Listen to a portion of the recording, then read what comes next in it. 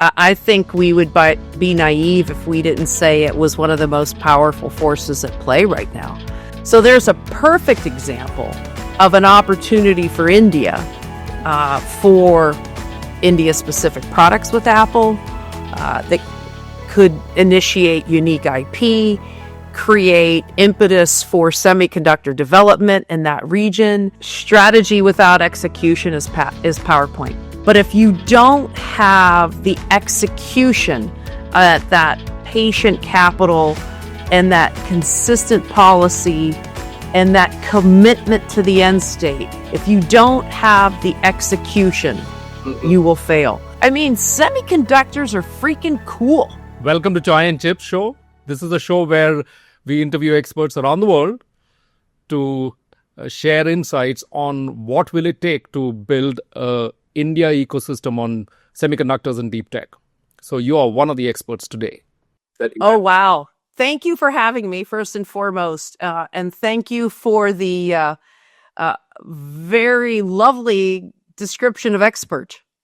Yes. I guess 33 years in the industry, you get to call me something, right? Yeah, that's true. That's true. Yeah. For the benefit of our viewers, I wanted to give a quick round of introduction for you, Rose. Hope that's okay.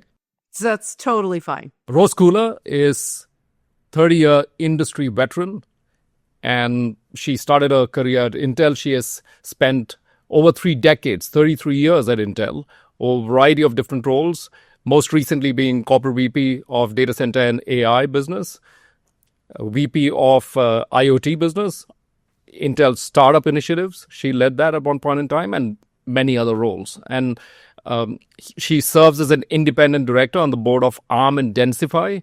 She is a fantastic coach and mentor, one of the mentees being yours truly.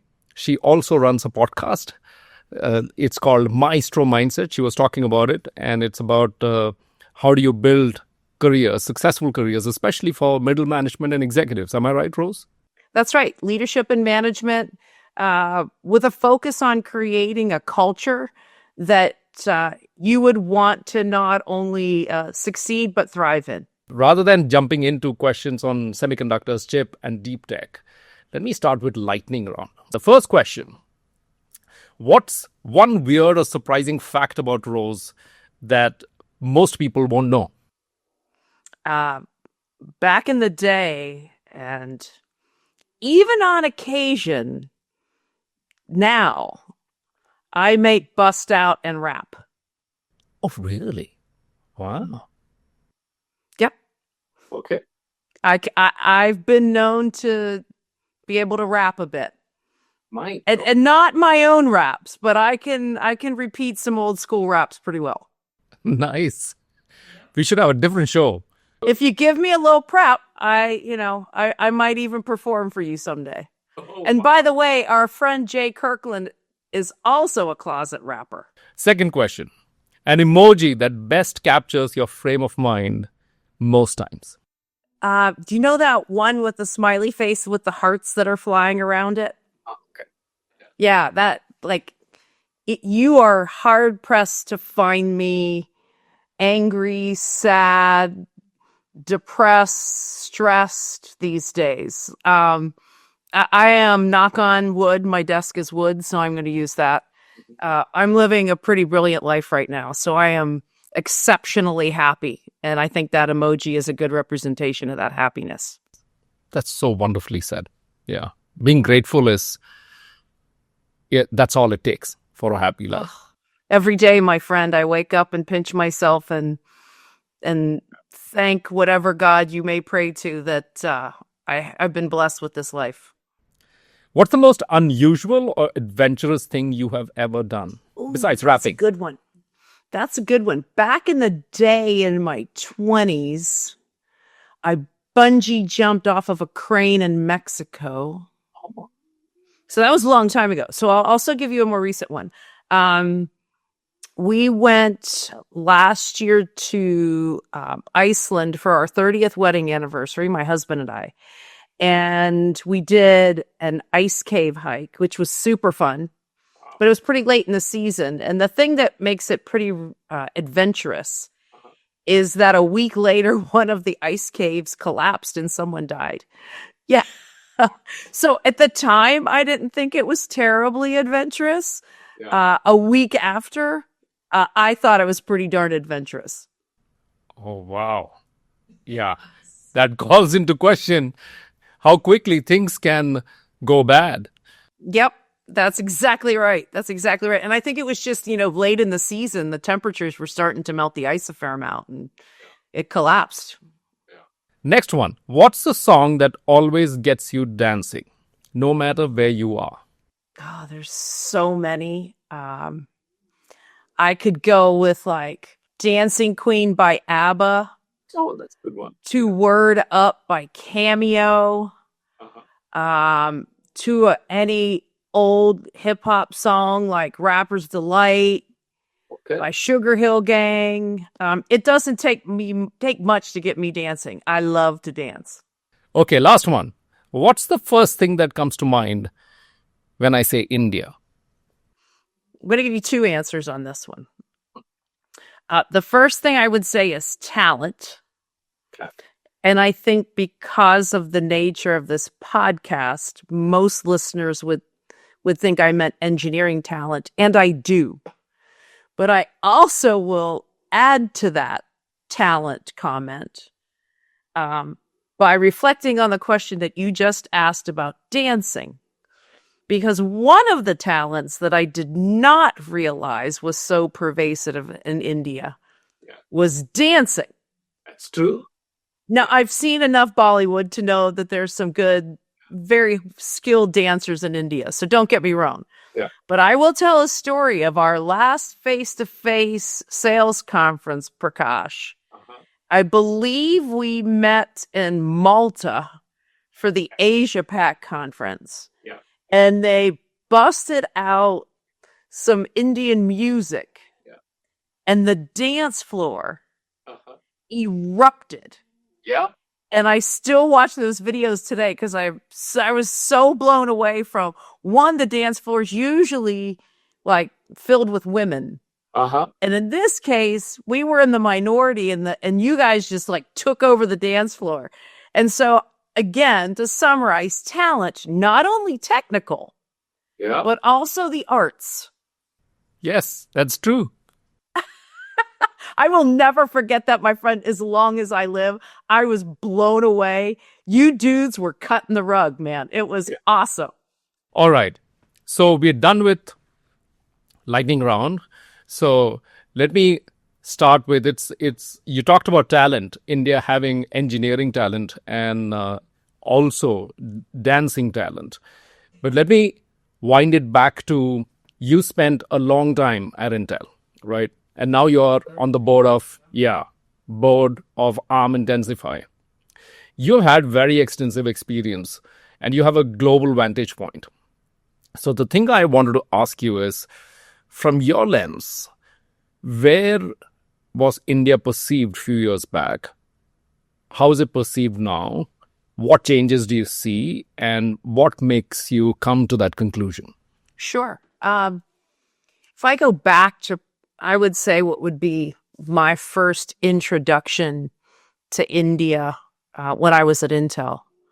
The things that come to mind were resource augmentation, engineering resource allocation, building up sites to, again, bring the engineering, and I keep using that word because, again, that was the lens. It was like, how do I use the local resource to augment or offshore projects or opportunities within a company that could have been HQ'd or headquartered someplace else in the globe?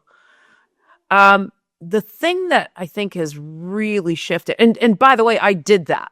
I did some of my first IP development for wireless in India. I had created some IP capability and blocks there. But having said that, as I kind of look at how things evolved, what I saw was a transition from outsourced resource augmentation engineering to really a digital infrastructure leader. one that created a set of capabilities around whether it be digital ID or payment systems, storage and access technologies. And I think no matter the example, what it showed was India's ability to lead in tech. And then you saw, again, you would go back and you'd look at some of the big global service providers that are based in India, the Tatas of the world, as an example. And then I'll never forget, Prakash, and I think the conversation was with you. And you said, Rose, we've got this, unicorn that's popping up called Flipkart. Yep. And we've got this telco and cloud provider called Reliance. So it's really that shift, to summarize, it's really that shift from resource provider and engineering augmentation mentality to a real tech leader. And I think the shift has been profound. Yeah. We have come a long way. I would agree with that. And a follow-on question in that regard would be, you have seen ecosystems being built. This show is all about sharing insights on how we build strong ecosystems. So from where India is today, if you were to build a very robust ecosystem, what are some of the non-negotiables? What are 2 or 3 things that we absolutely have to do right? Yeah, I think that's a great question. And I think we hit some of it at the beginning when I was talking about talent in the speed round, right? India has tremendous talent. And I can say that easily based on experience, but I wanted to bring some data to the conversation. So I went and I started doing some research, and I found some super interesting factoids, if you will. Greater than 10% of the Fortune 500 companies have CEOs of India descent. There's over 1.5 million engineering grads annually. Approximately 75% of the H-1B visas in the US annually come from India. And number 3 in the world, I mentioned the Flipkart example, but number 3 in the world in unicorn startups. So there's a tremendous amount of what I believe is the foundational asset, which is talent. We just talked about transitioning from augmentation and talent availability to true innovation and R&D. So, and along with that talent, you need to have the inner drive to create, innovate, and focus and prioritize research and development. And with that, when you create the innovation, you need to generate and protect the IP that comes with it. So I think that's super critical. From an ecosystem, this is generally an ecosystem question, but if you're focusing now, I'm going to kind of auger in a little bit more on semiconductors, but relationships with tool providers and process providers to then take the talent with the R&D and create the IP, but then take it one step further into product. Have channel partnerships to get products to market, and then the robust supply chains that come with being a silicon provider. Now, one thing that we didn't touch on, and I think this really, really increases the complexity. If you want to be what we used to call at Intel an IDM, an integrated device manufacturer, then you have to have your own process technology and capability. And I think that raises the bar substantially because you have material management and wafers and gases and chemicals and masks and other types of tools. You have to have country infrastructure on clean power and water. And all of that needs to provide a ability to scale at the unit demands required to be successful in a silicon and semiconductor market. And as you know, Prakash, to build a factory today, A leading edge fab costs, 25, $30 billion, I think TSMC spent on 2 nanometer in Taiwan. So it comes with a tremendous amount of capital expense if you choose to go that next step and manufacture your own silicon in country. Capital expense is one of the most important things, but as you highlighted, there are several other aspects, including talent, which would be important for India to consider as we build a robust chip or deep tech ecosystem. Absolutely. And just one more comment on kind of the manufacturing attributes of that semiconductor ecosystem and capability. If you look at the VC community traditionally in India, my perspective, and please correct me if you see this differently, is that it's been a lot of B2C and a lot of SaaS companies. When you talk about that transition into semiconductors, do you have the investment community behind you? Is there incentive to keep the expertise in company? Is there government focus on creating a semiconductor capability in country? You've seen a bunch of that most recently, like the example I would give is in the US with the CHIPS Act. Yeah. And what's your startup community look like? I know you have a few, but is that enough to really drive what I'd call IP and design all the way out through manufacturing and product delivery? Or at what point do you decide that you don't want to be a device manufacturer, and then it just requires that you leverage relationships and create relationships with the folks like Samsung and TSMC? Yeah, agree.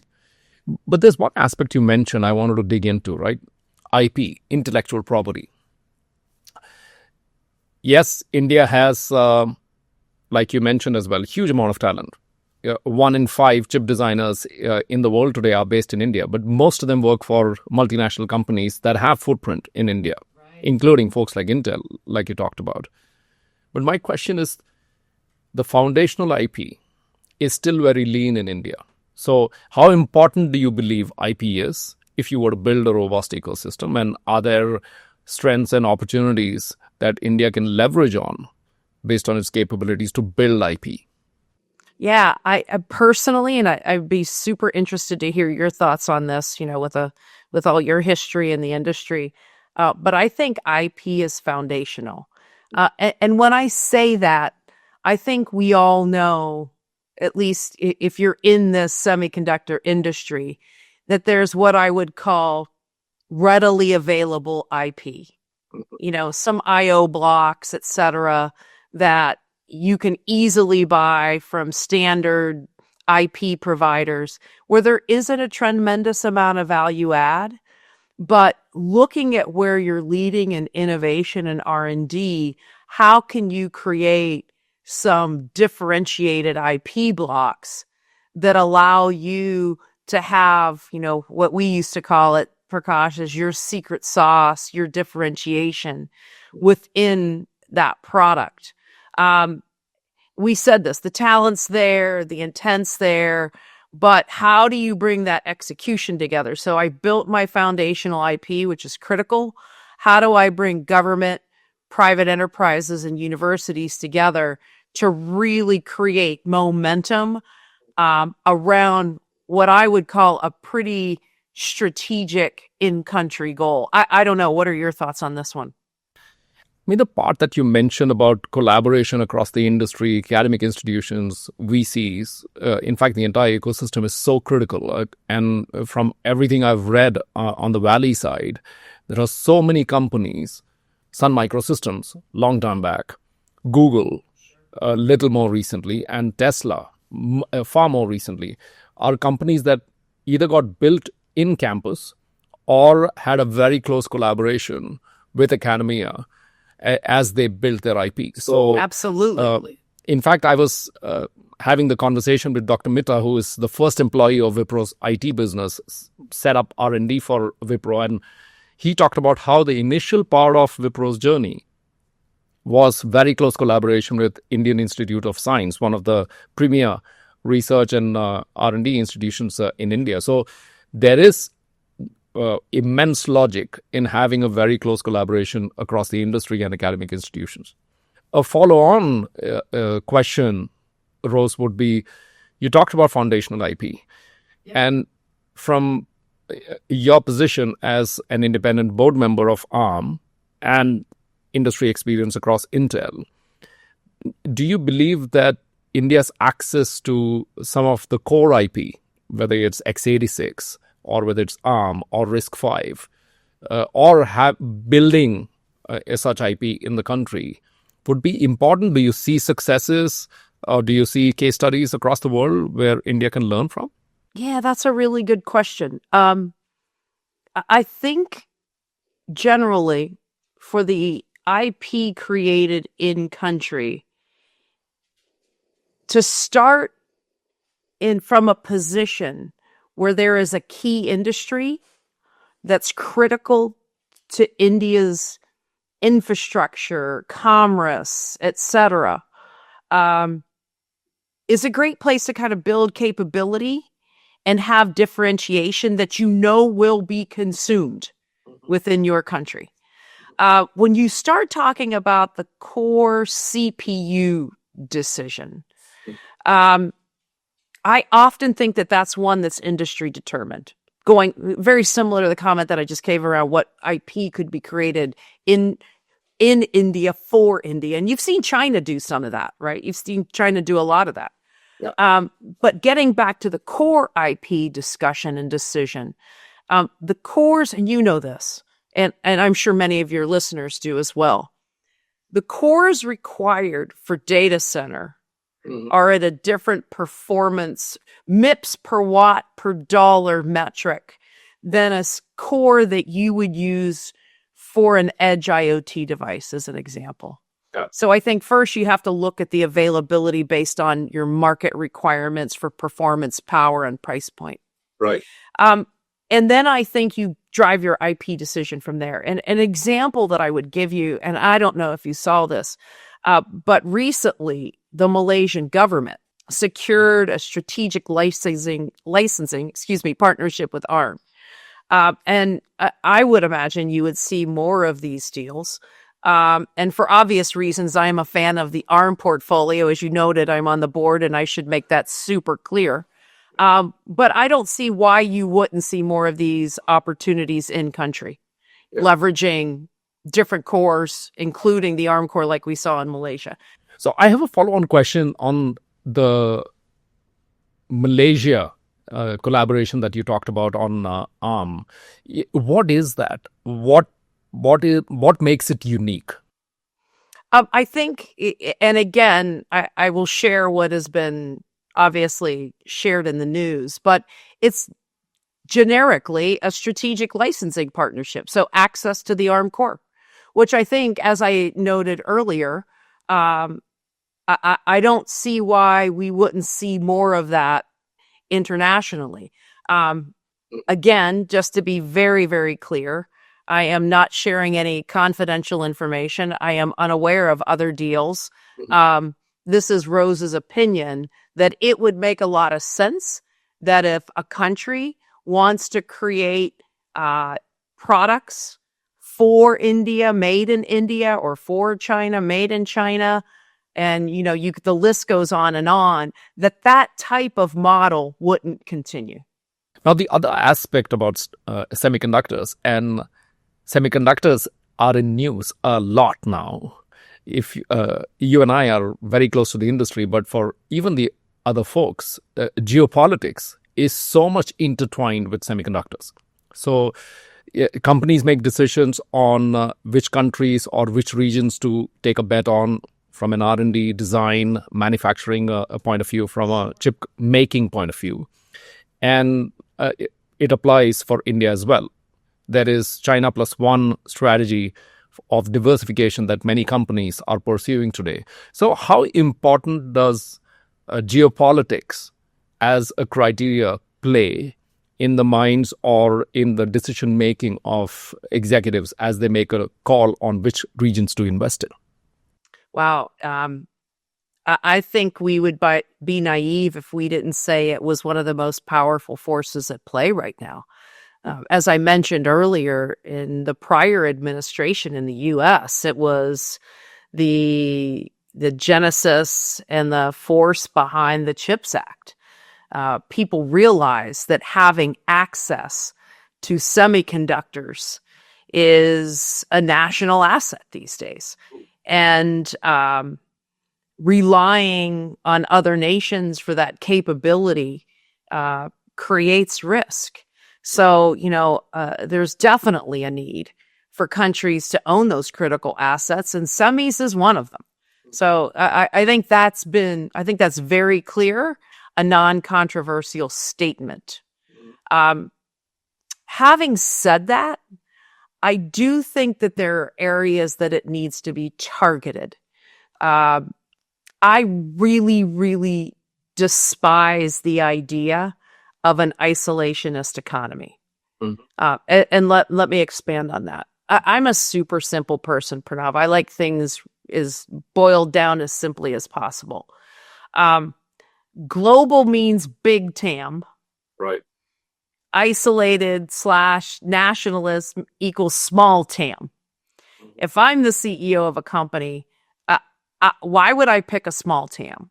So especially if you're going to go into the manufacturing of devices because of the capital expense, you need the scale, the economies of scale to offset the investment of that capital. So again, if I go back to, yes, it's critical. I do believe it should be targeted. And let me just give you an example of what I mean by that. If there's critical assets around defense, if there's critical capabilities around even some of the what I'd call high-risk telecommunications infrastructure might be something you'd want to think about, because bad actors could play a pretty nasty role in your telecommunications infrastructure. There may be opportunities for unique IP, public, private, university relationships that allows the incubation and the creation of that semiconductor capability.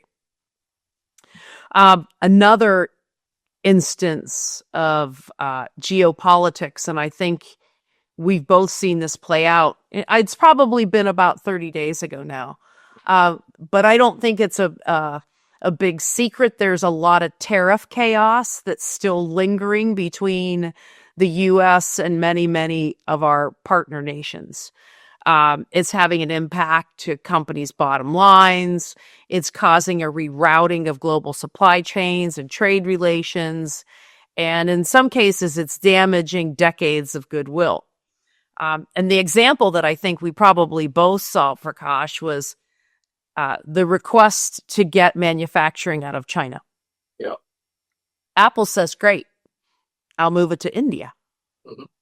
So there's a perfect example of an opportunity for India, for India-specific products with Apple, that could initiate unique IP, create impetus for semiconductor development in that region. Yes, the move initially is device manufacturing, but that doesn't preclude extending the relationship to more semiconductor and IP development in the future. So you start somewhere and build from there. Yes, absolutely. And when I look at India, we talked about the design talent. 20% of the design talent is in India. Huge R&D centers. Yeah. If people are, using the U.S. as an example, looking to get out of China, India is a perfect landing spot. There's increased government focus, as I understand. I'm sure you know more about Semicon India than I do. Yeah. But the government focus is starting to kick up, and it creates a great diplomatic hedge. Yeah, I agree. I think a lot has happened. A lot more can happen in the semiconductor and deep tech space in India. But there are a lot of actions in progress, Rose. That I agree to that.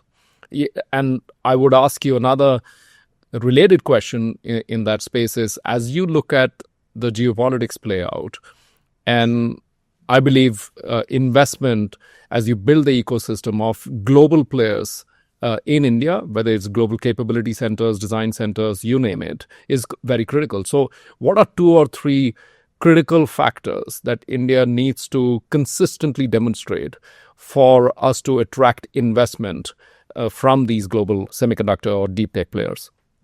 Yeah, and let me just tell you, my point of reference is just kind of watching some of the degradation of that in the U.S. right now. I think it's really important to have predictable, trusted policy and IP protection. Yeah, I'm agreement. If people are going to bring investment money into a country, they want to make sure that the whatever is benefited out of that investment can be guaranteed in the form of return. That there isn't, some kind of government funny business that puts that return at risk. So I think that predictable, trusted policy and IP protection. So if I go to India, or if a company starts in India, either scenario, and there's IP generation there, Canada might make sure that that IP is protected. That would be another thing. And then finally, how do you make sure you're continuing to retain design talent, build talent if you go down the manufacturing avenue in process technology, packaging, and manufacturing ecosystems?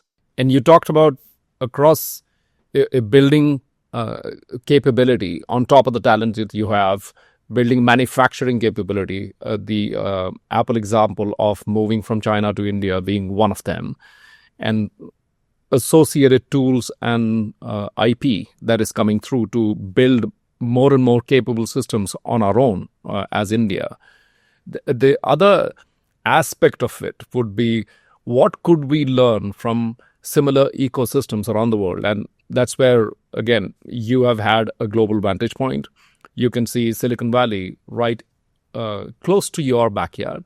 Across Valley, Israel, Taiwan, Korea, China, they have had great examples of ecosystem building with long-term in mind. So are there broad themes that you saw are valuable for India? There are some cautionary tales that you would like to highlight as we build the ecosystem for deep tech and semiconductors. Sure. I'm going to give you one of my favorite sayings, Prakash, and it's strategy without execution is PowerPoint. That's true. Or, whatever tool you use, if you're at Amazon, maybe is a Word document. And what I mean by that is you could have the best vision. You can have private, public, and university partnerships aligned. You can have the capital. But if you don't have the execution, that patient capital and that consistent policy and that commitment to the end state, if you don't have the execution, you will fail. I hate to use these examples, but I will. If you look at outsourcing our fab capability at Intel, as an example, creating that foundry business that Pat was very passionate about. Right. You know that it wasn't the first time that strategy had been attempted. Yeah. So where did we fall down previously? Execution. So, we take the second or third swing at it, and I think the industry is still waiting for that proof of execution. So I can't say it enough that you can have the vision, you can have the capital, you can have the policy, but if you don't have the execution, nothing matters. Yeah. And you can see a company like NVIDIA now that's executing the daylights out of everybody and just continuing to build better, more powerful, more available products, ecosystems, relationships, and industries. Yeah. I'm a big fan of ecosystems. I think especially in the case where we're talking about semiconductors, the idea of the large capital expenditures. It's really a hard business to go into and immediately jump into the manufacturing. So if you're not going to do that, you have to be a fan of ecosystems. And with that, you got to have win-win relationships. You've got to have collaboration if you're not going to have vertical integration.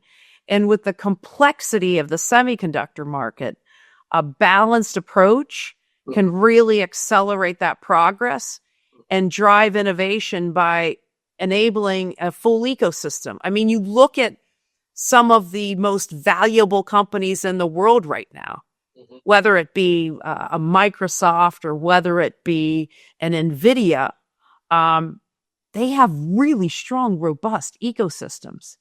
NVIDIA is not an IDM. Yeah. NVIDIA has driven their success through in partnership with TSMC. Yeah. And then the final thing that I would probably put forward as a cautionary tale is, as I've watched the ebbs and flows of the CHIPS Act, it's great to engage, but not to solely rely on government funding. You remember back in the day, Prakash, I would say it was, 2021, when everybody started rattling their swords, if you will, around the CHIPS Act. And we went all in at Intel. When I say we, I mean at Intel. We went all in, meaning we were investing in some shape or form of manufacturing capability in the US, in Europe, in Asia, some of which was partially funded by us, by leveraging a lot of the cash that we had built, and the rest was built upon the CHIPS Act. Administrations change, the future of it becomes very tenuous, and then go back to point one. If you can't execute, your strategy will fail. So it's great to have the engagement and the support, but I wouldn't solely rely on government funding as a path to success. That's a great insight. And amongst, across all the points you made, I'm reminded of Andy Grove time and again. Execution is the only thing that matters. That's right. That's right. Some of the themes I took away based on your response was execution matters. Absolutely. If you have a vision and long-term in mind, it would be zero if you can't execute. Collaboration is critical. Patient capital is critical. And the patient capital part is definitely an area where India can do better, in my view. And you also talked about how relying purely on government may not be the best strategy in all cases. So we came a long way talking about semiconductor ecosystem, what it takes, foundational IP and why IP is important, and several other insights from your side, Rose. Let me switch gears. One of the mission for Giant Chips also is to inspire the next generation in India to take on or build for semiconductor and deep tech. So you have spent your entire life in this industry. And if you look now ahead, 10, 15, 20 years, what excites you the most about this industry? Why would or why should a person just fresh off the college or early stage of his or her career join this industry? Wow.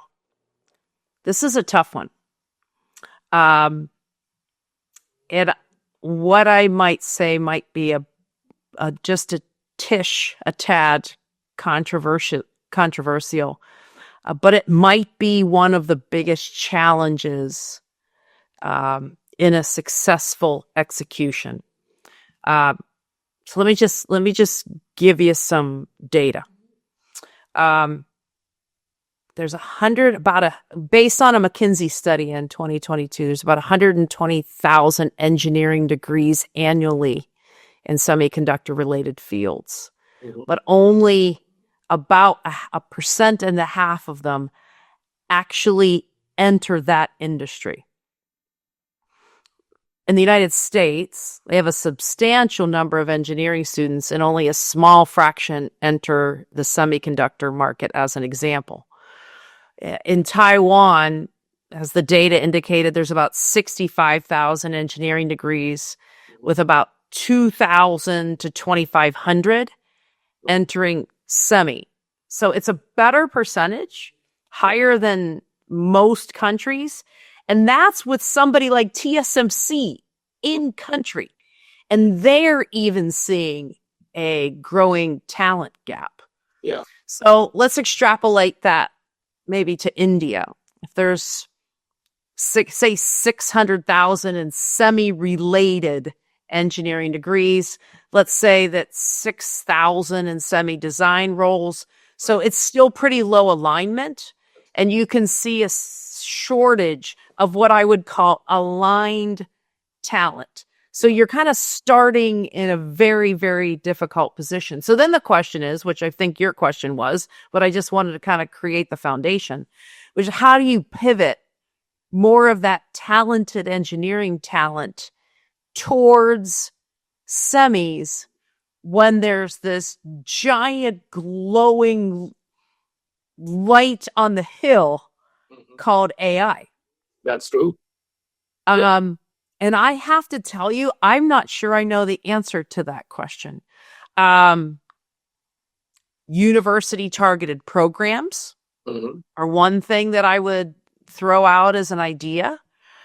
Maybe changing requirements such that some of the roles are more trade-like versus engineering degreed in approach.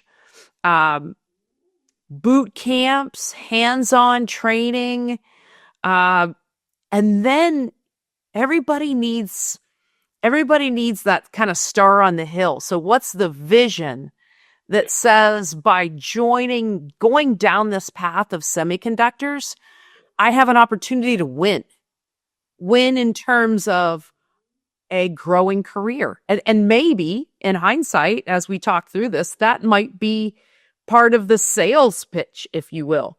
Yeah. That, because it's a blossoming opportunity in India, there's opportunities quicker for leadership roles. Yeah. So I just think that you've got to really think through the types of skills and how you expand the pool. Yeah. Reference my trade-like versus degreed-like careers.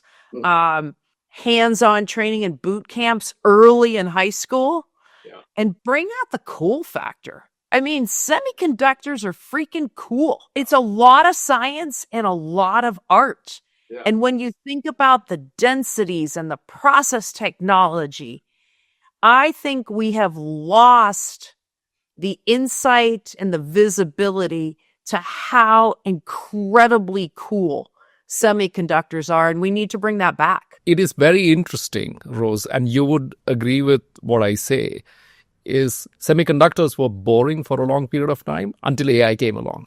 And then it's boom. Suddenly everybody is talking semiconductors, but it is always one of the most magical things human beings have invented. Oh, it's incredible. When I was coming out of school a really, really, really long time ago, they were like the cool kid on the block. Semis were super cool. And then they became kind of matter of fact, and you began to take them for granted. And now, I don't know, why don't we start by pointing to the fact that, and this changes almost every day these days, but one of the top 2, if not the top valued companies in the world is a semiconductor company. And that brings me to, you alluded to you joining the industry a few decades back. What made you join semiconductors at that time? And Prakash, I think you saw this presentation. I used to give it actually quite often at Intel in the industry, and it was, basically steel town to Silicon Valley. So, my background is I grew up in a really, really small town. I think the population now is about 8,000 people. Maybe it was 35,000 at the top end when the steel industry was really thriving. Yeah. But, I went to college to be a doctor. I had every intention to be a doctor. And I took a few biology classes and I was just bored. And I thought, what's something that's up and coming and cool? And I stumbled into Intel. I didn't stumble into semiconductors. I didn't even know what a semiconductor was. Right. I stumbled into Intel.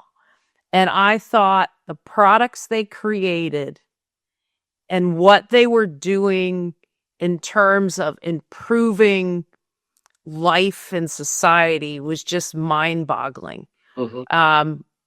So that's what was really inviting to me. It was innovative.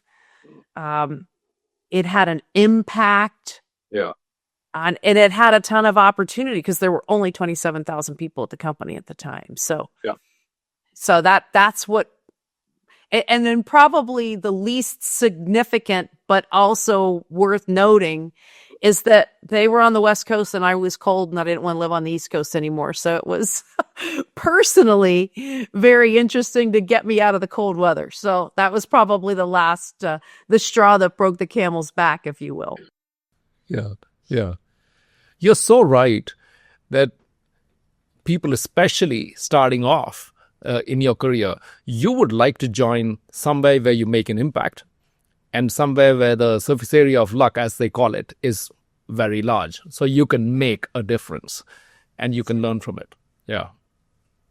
So from there, you grew across a variety of different leadership roles, and now you're on the board of ARM.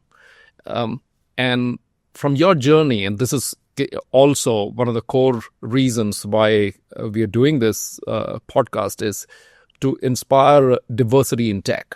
So from your lens, what more can be done to promote women across tech, elevate them to leadership positions, and especially from a lens of a country like India, which has so much diverse talent. So much diverse talent. Some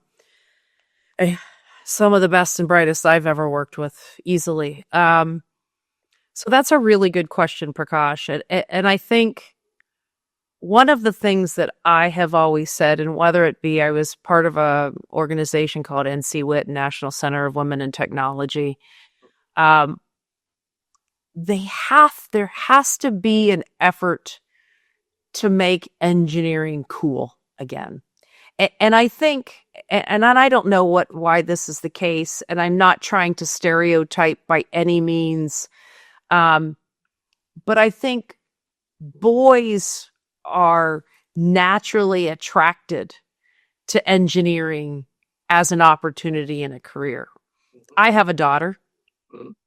I tried so hard to get her into engineering. Okay.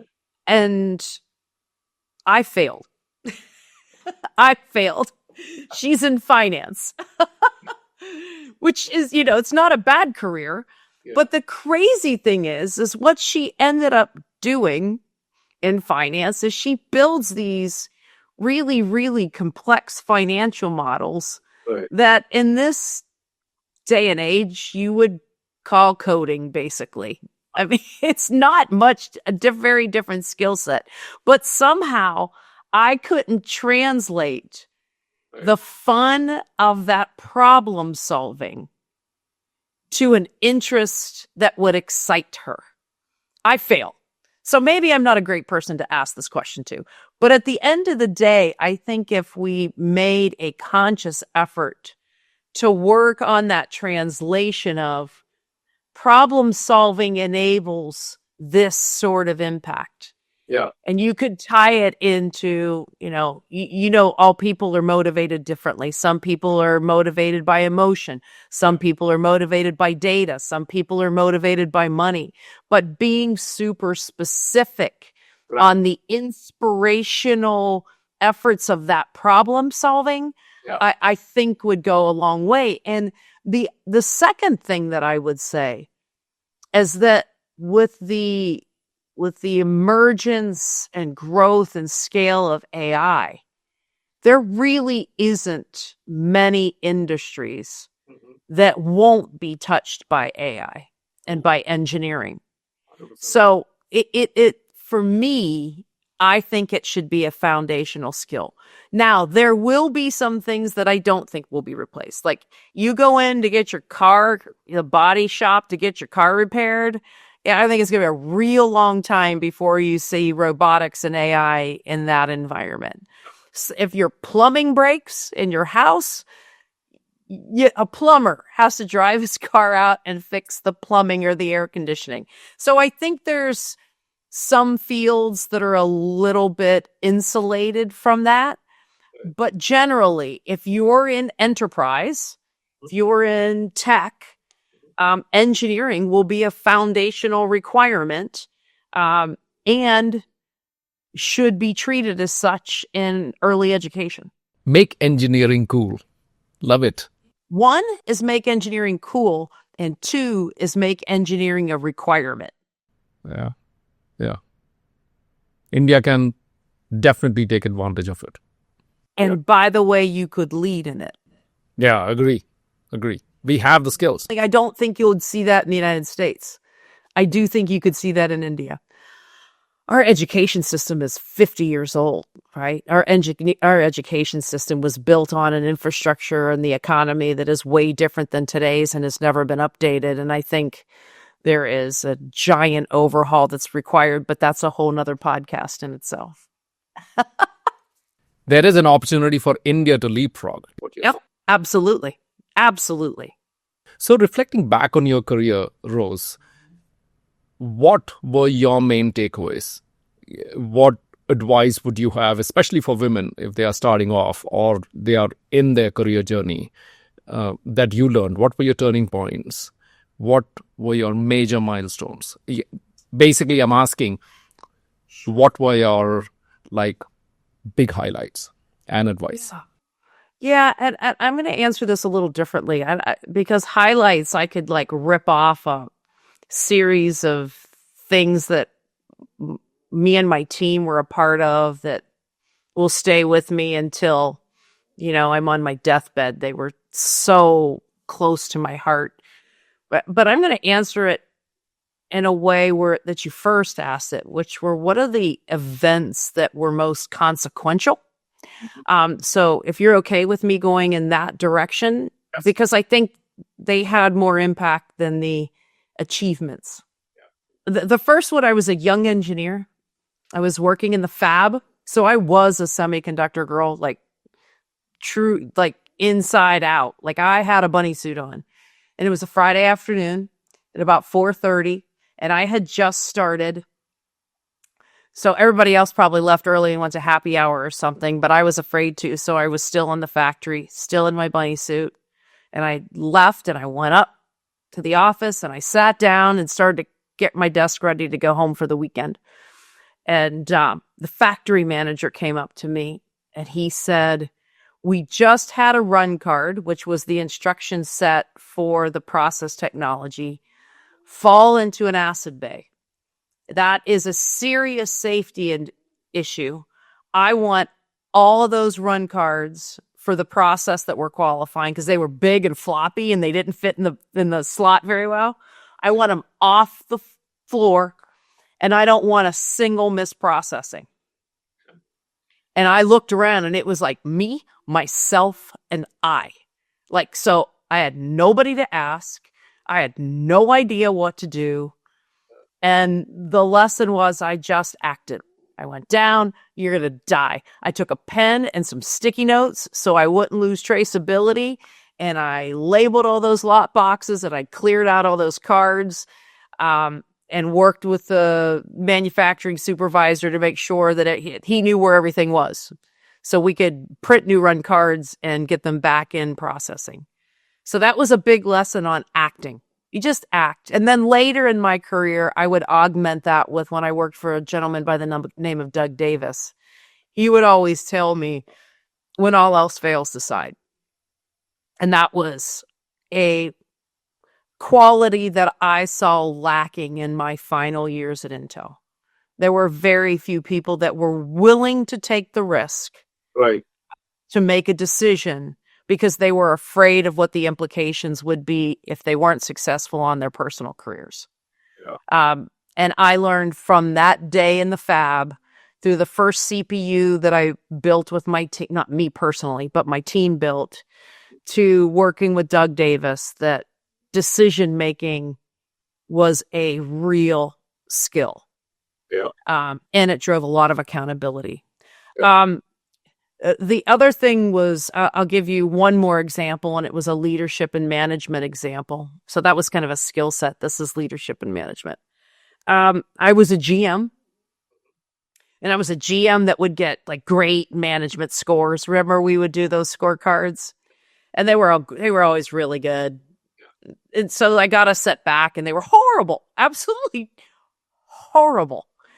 And I cried. Like, I sat in my cube and I cried. Like, I was mortified. And I finally found someone. Like, it took me a long time, because you have the sessions with your team and you get not the honest feedback. But after a series of conversations, I found a few folks that told me that I was moving too quickly and leaving people behind. So I didn't slow down to speed up. Yeah.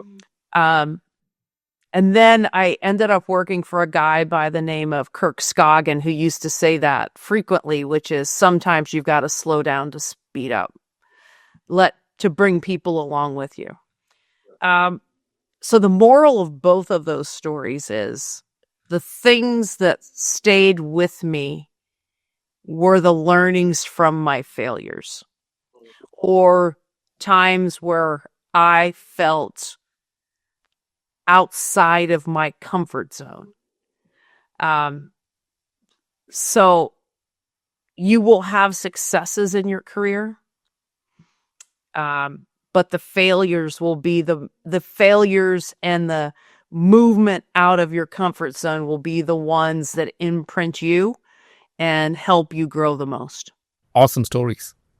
And you're so right that when you're dealing with challenges, your headspace is, I have to get out of it as fast as possible. But reflecting back on the toughest situations is sometimes you will, at least it is held true for me, is I learned the maximum from those rather than the positive ones. Absolutely. Oh, can I just give you one more really quick? Yeah, absolutely. Yeah, sure. Because the class I teach, we actually do an exercise on this. Do not be afraid to ask for help. We were building this Nehalem class. Remember Nehalem, Prakash? We were building this Nehalem class CPU, and the design team like crushed it, but we were having troubles with validation. And Doug Davis asked me one really important question. I've cried 3 times at work. I'm going to tell you about 2 of them. He asked me, "Did you ask for help?" And I was like, oh my God, I let my desire to be to my team the ultimate problem solver impact our ability as an organization be successful. And I didn't. So collaboration means asking for help. Asking for help is a sign of strength. It's not a sign of weakness. Yeah, agree. That would be the other thing that I would say if I were telling people about things that imprinted my career. That would be the third one. So we have come a long way, Rose. We started with rapid fire. We did semiconductor ecosystem. We did women in tech. We talked about foundational IP and so many other aspects, including your career journey. Now, this is the last question that I plan to ask all my guests. India's semiconductor and deep tech ecosystem journey is not only about domestic growth. It's about our place in the global technology landscape. So fast forward 10, 15, 20 years. What are the profound ways you believe India's success in building this ecosystem will have either in reshaping the global technology landscape or advancing human capability? Sure.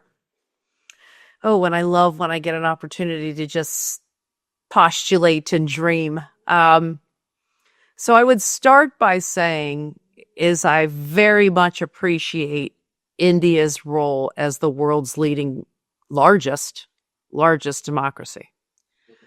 And with that comes tenets of how you work, how you innovate, and how you collaborate. So as I sit in a country right now where some of those similar tenets, as we are parallel in both being democracies, and in the U.S., if some of those democratic tenets are being tested, you have an opportunity on a global stage to take what I think is a huge leadership position. We've mentioned this a couple times. You have an incredibly large, deep talent pool. How can you unleash that talent on some of the world's biggest problems, not just India's problems? Now, and I want to be clear, I realize that when we talked about semiconductors, I was very specific on how to begin with differentiation needed and required by India. But now you've let me dream. So I'm going to say, how do you unleash that talent on some of the global problems? And I'm not saying ignore profitability. How do you take a leadership position and misinformation? Right. Divide. Global governance. Mm-hmm. Social connection. Mental health. The environment is one that people always talk about.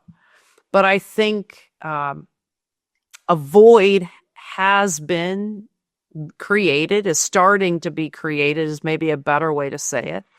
And India is in a position based on its talent to step in and lead from a global perspective.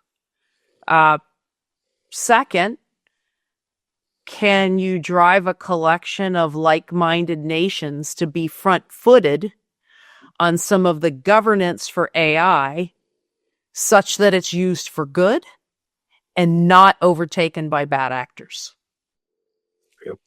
And then I should close with semis. India has the opportunity to focus world-leading, relevant engineering base in unison with government focus and ecosystem development to really begin to take a position in the global semiconductor market. Fantastic. That's a very inspiring way to close our conversation, Rose. Thank you for the opportunity, Prakash. Wishing you the very best. And for our listeners, please subscribe to our show in whichever channel you watch it, and look forward to hearing back your feedback on how I can do better. Thank you.